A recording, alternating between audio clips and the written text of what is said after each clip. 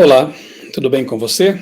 Vamos ao resumo, comentário da lição da Escola Sabatina. Estamos agora quase terminando a lição, estamos na semana 13, falta só mais uma, semana que vem, para concluirmos esta lição maravilhosa sobre o livro de Efésios. Se você já não providenciou ainda a sua lição ou a sua assinatura, corra, dá tempo ainda, para não ficar sem o seu alimento, aí, sem o seu estudo diário da lição da Escola Sabatina. A lição de jovens tratou neste trimestre de Levítico, também foi muito boa. A próxima tem como tema identidade, as doutrinas bíblicas distintivas adventistas. Você precisa ter a lição, estudá-la também, está muito boa. Faça planos aí de não ficar sem o maná, como costumamos chamar, né, o maná diário. A lição, o objetivo dela não é outro senão levar-nos à Bíblia. Termos um contato diário com a palavra de Deus, estudando aí livros, assuntos, um desses por trimestre. Vale muito a pena estudar e participar no sábado da recapitulação, da conversa ali nas classes, nas unidades da Escola Sabatina. A lição dos adultos, nesta semana, teve como tema Lutando pela Paz. Na verdade, é uma continuação da semana passada, em que nós estudamos ali Efésios capítulo 6, 10 a 20, a armadura de Deus. Paulo, aqui nesse trecho, nos faz pensar seriamente no grande conflito entre o bem e o mal, nesse conflito que envolve não apenas luta com pessoas, mas com principados, potestades, espíritos, anjos caídos, anjos do bem. Nós estamos aí no meio no palco dessa batalha. Precisamos tomar providências para que possamos ser vencedores. E claro que a maior providência de todas é estar em comunhão com Deus. E vestir essa armadura metafórica que Paulo descreve aqui em Efésios 6, que é a armadura de Deus. Nós estudamos em detalhes aqui na semana passada, o vídeo está em meu canal, você pode conferir. Toda semana eu coloco aqui um vídeo com um resumo, um comentário da lição da Escola Sabatina da semana, e posto aí entre quarta e quinta-feira à noite sempre, né?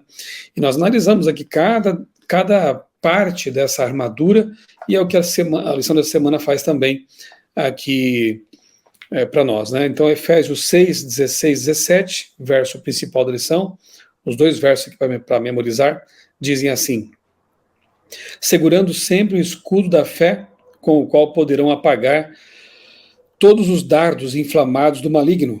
Usem também o capacete da salvação e a espada do Espírito, que é a palavra de Deus. Essa armadura aí é essencial na batalha, no grande conflito, né? Então, domingo fala sobre a igreja, um exército unificado.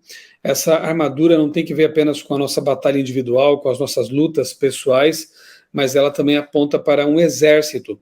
E o exército é a igreja. Curioso é que a luta é pela paz. Embora seja uma metáfora, uma comparação aí, uma analogia com o mundo militar, na verdade a nossa batalha não é com socos e golpes de espada, é uma batalha pela paz. Nós estamos lutando para alcançar pessoas para o reino de Deus, lutando contra as forças espirituais do mal, mas contando com o poder de Deus nessa batalha. Há três razões importantes para apoiar a ideia de que Paulo, em consonância com essa interpretação militar habitual, abordou principalmente a batalha de toda a igreja contra o mal em Efésios 6. A passagem é o clímax de uma carta que trata da igreja. Então não é uma batalha meramente individual, como eu disse. Seria estranho se Paulo concluísse sua carta com uma descrição de um guerreiro cristão solitário que luta contra os inimigos das trevas. 2. No fim da passagem, Paulo destacou a unidade cristã em seu chamado à oração por todos os santos, como diz lá nos versos 18 a 20. 3. O aspecto mais significativo é que, antes da carta, quando Paulo falou sobre os poderes do mal, ele os colocou contra a igreja, não contra o crente individual. E isso para que agora, pela igreja, a multiforme sabedoria de Deus se torne conhecida dos principados e das potestades nas regiões celestiais, como diz lá em Efésios 3:10. Muito bem, então aqui a lição enfatiza a importância da unidade como igreja para que possamos avançar como um exército. E tenho dito, né, em algumas palestras e vídeos aqui no canal, como tem surgido pessoas, canais, tentando atacar a igreja adventista, tentando, pessoas muitas vezes de dentro também, criando dissidências, criando dissensões. é tudo que o inimigo quer mesmo, né? Dividir para conquistar. Divididos, esfacelados, fragmentados, somos mais fracos. Unidos, ali em torno de Cristo, movidos pelo poder do Espírito Santo, em unidade, nós somos mais fortes. Então, Paulo aqui, ele enfatiza a importância de nós termos essa unidade para, como um exército, marcharmos unidos e cumprirmos a missão que Deus confiou a esse exército igreja. Segunda-feira fala sobre o cinto e sobre a couraça. Repito, nós já analisamos isso semana passada, e aqui apenas lembrando que cingir-se, né, Isaías 11:5, Paulo faz uma menção aqui, por certo, né, a Isaías 11:5, cingir-se.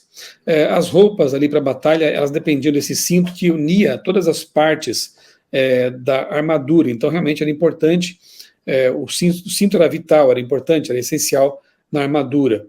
Então, o cinto da verdade que une todas as coisas, né? A couraça da justiça, que nos defende contra os dardos inflamados do inimigo.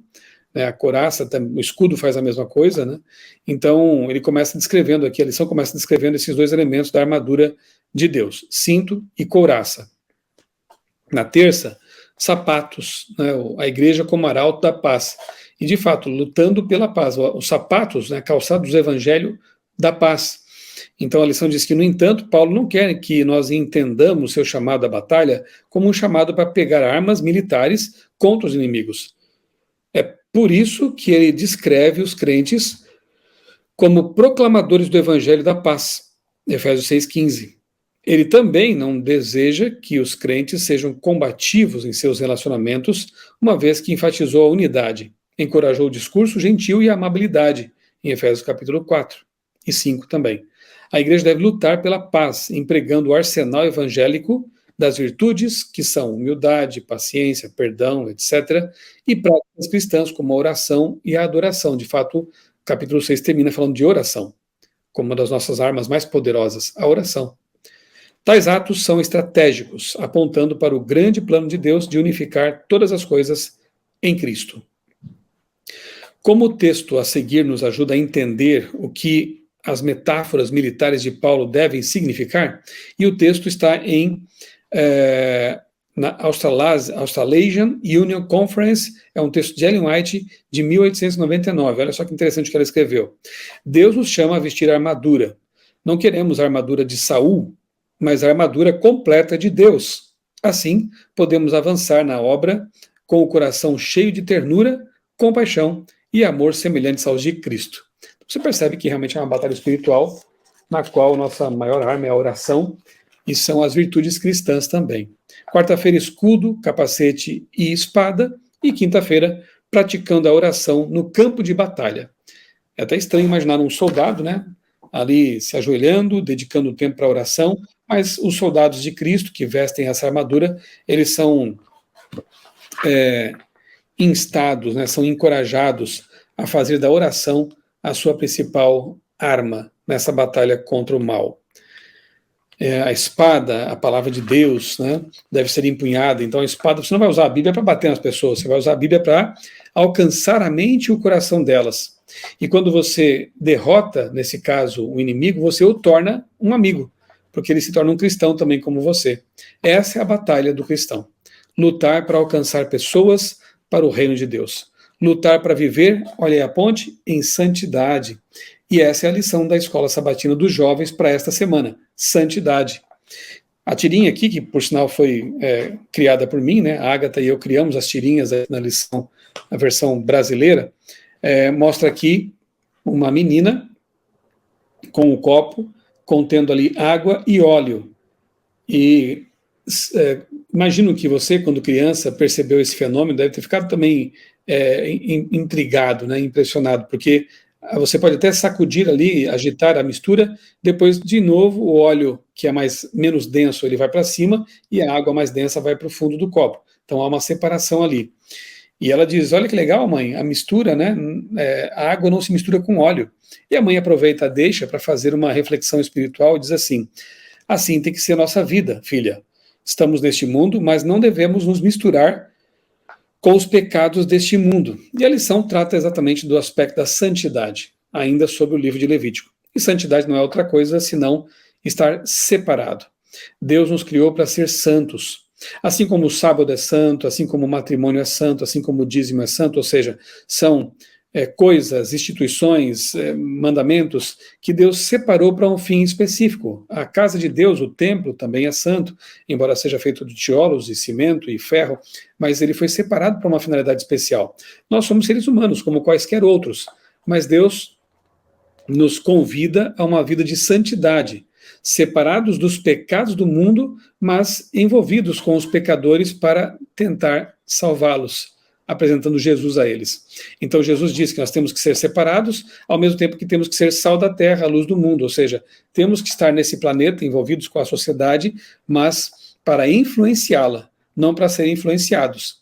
Separados, mas ali, dando sabor ao mundo, iluminando o mundo com Jesus. Então, a lição dessa semana dos jovens, ela nos propõe essa reflexão sobre o que é ser santo, o que significa santidade na prática, inclusive, e viver uma vida de santidade é o que Deus espera de nós. Nós somos perdoados quando aceitamos Jesus como nosso Salvador, somos justificados, mas a vida continua. E o processo que se segue é o da santificação. E a santificação, como sabemos, é uma obra que dura uma vida toda, portanto, é uma caminhada constante, ascendente, rumo a Jesus, cada vez mais parecidos com Ele. Deus nos ajude a ser santos no mundo de pecado, no mundo impuro, puros no mundo impuro, e que possamos vencer usando toda a armadura de Deus. A lição dessa semana, tanto de jovens quanto a de adultos, ela nos propõe essa reflexão, e que nós possamos realmente nos valer dessa armadura e buscar uma vida de santidade andando de mãos dadas com Jesus. Vamos orar? Querido Deus, bondoso Pai, muito obrigado, Senhor, por mais essas lições de jovens e adultos que nos fazem refletir, nos fizeram refletir essa semana sobre a importância de termos uma vida de santidade e de vestirmos a armadura de Deus, que é o próprio Cristo, para assim vencermos nesse combate, nesse conflito que está chegando ao seu fim. Nós agradecemos por essas orientações que nos vêm por meio de Tua Palavra, por meio de Moisés, de Paulo aqui especificamente, e agradecemos também pelas lições da Escola Sabatina que nos ajudam a ter esse contato diário com a Tua Palavra, nos motivam a estudar mais a Tua Palavra. Dá-nos um bom restante de semana, nós oramos e te agradecemos tudo, em nome do Senhor Jesus. Amém. Um grande abraço para você, Deus abençoe grandemente a sua vida e também a sua família.